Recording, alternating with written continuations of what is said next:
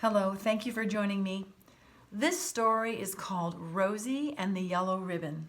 It's by Paula DePaolo, pictures by Janet Wolfe.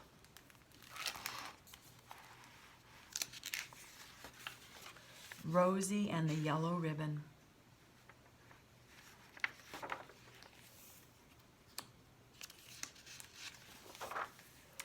Rosie sat on the warm front steps of the apartment building where she lived. Next to her, she had placed 20 brand new hair ribbons, side by side like crayons in a box. They were a gift from her grandmother who lived far away. There were wide ribbons and narrow ribbons, satin ribbons and lacy ribbons.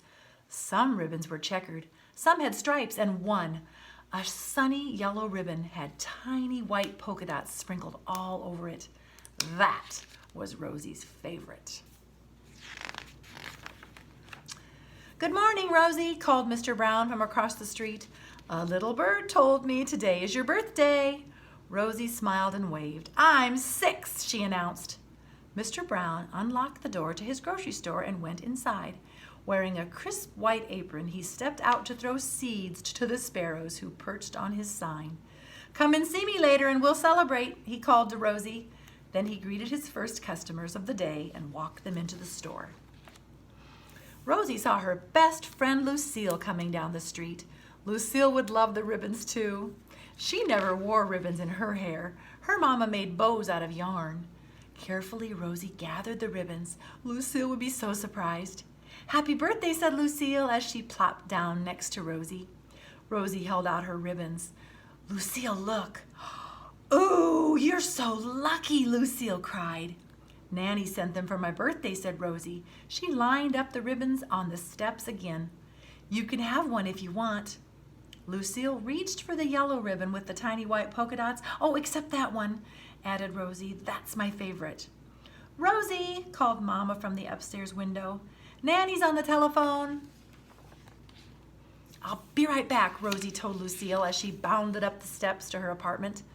The cozy rooms were filled with the smell of chocolate cake and chocolate icing. A birthday cake to share with Lucille. Mama handed her the phone. Uh-huh. Thank you, I will. Bye, Nanny, I love you too." Rosie gave Mama a hug and then hurried down the steps to Lucille. But something was wrong. The ribbons were all messed up, and Lucille was gone. And so was the sunny yellow ribbon.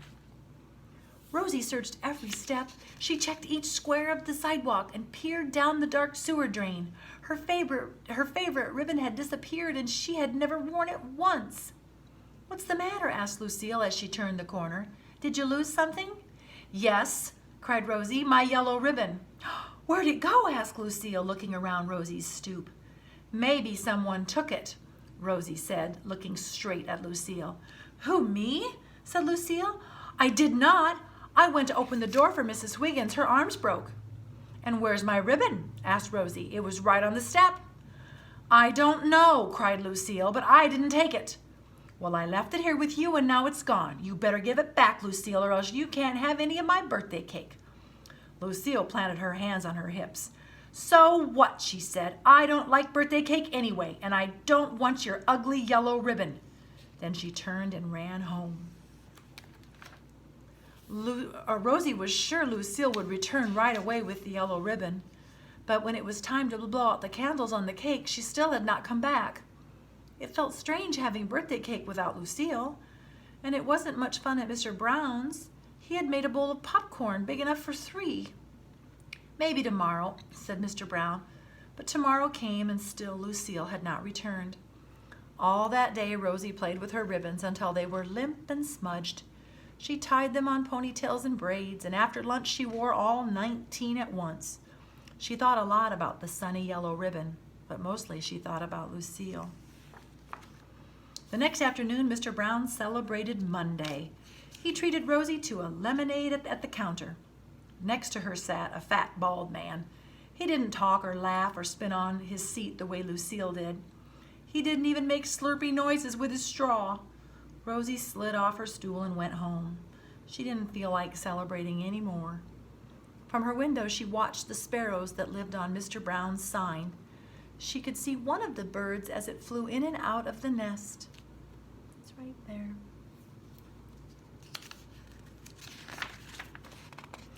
Rosie remembered how every morning she and Lucille had fed the sparrows crumbs, and how in the warm afternoons they had sat on Rosie's steps and waited for them to lay their eggs. Shouldn't be long now, Mr. Brown had told them, and he knew all about birds. A few days later, the first tiny egg had appeared in the nest. That evening, when Rosie went to Mr. Brown's for Mama, she listened for the cheep, cheep, cheep of baby birds. "Not yet," said Mr. Brown as he packed Mama's bread and milk into a bag. But this afternoon I counted 3 speckled eggs." On the way home, Rosie saw Lucille watching the sparrows from her window. It would have been fun to watch them together, Rosie thought. Everything was more fun with Lucille. Suddenly Rosie waved, but Lucille didn't wave back. Rosie waved again. "Hi," she called in a loud voice. Lucille didn't answer. She just turned and walked away. Rosie made a decision. Tomorrow she would tell Lucille that she could keep the yellow ribbon. The next morning, a blustery storm ripped through the city. Heavy rains flooded the streets and beat like pebbles against the windows. The wind howled through the narrow alleys and blew the rain this and that way. This way and that. A garbage can rattle-clanked down the street, and a blue umbrella bounced along the sidewalk.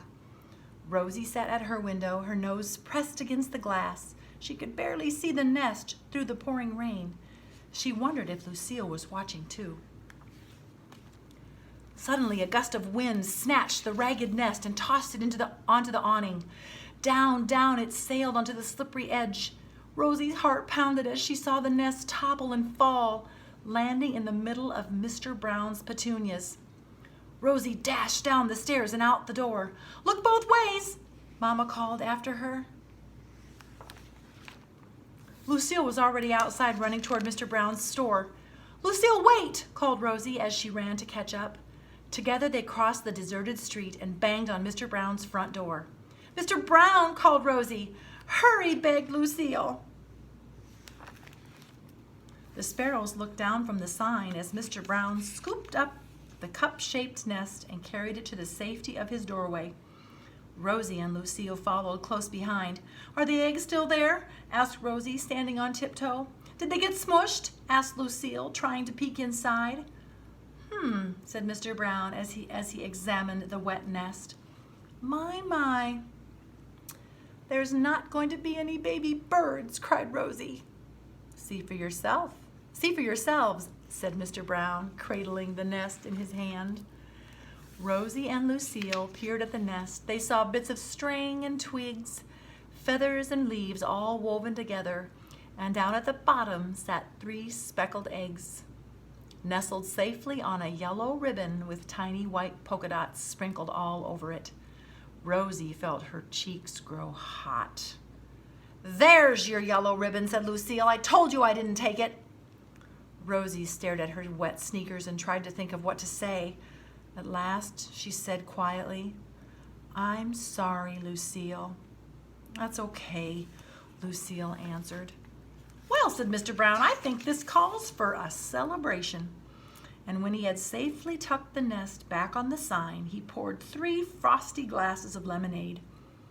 As they headed home, Rosie asked Lucille, "Do you want to come to my house? I saved you a piece of chocolate birthday cake."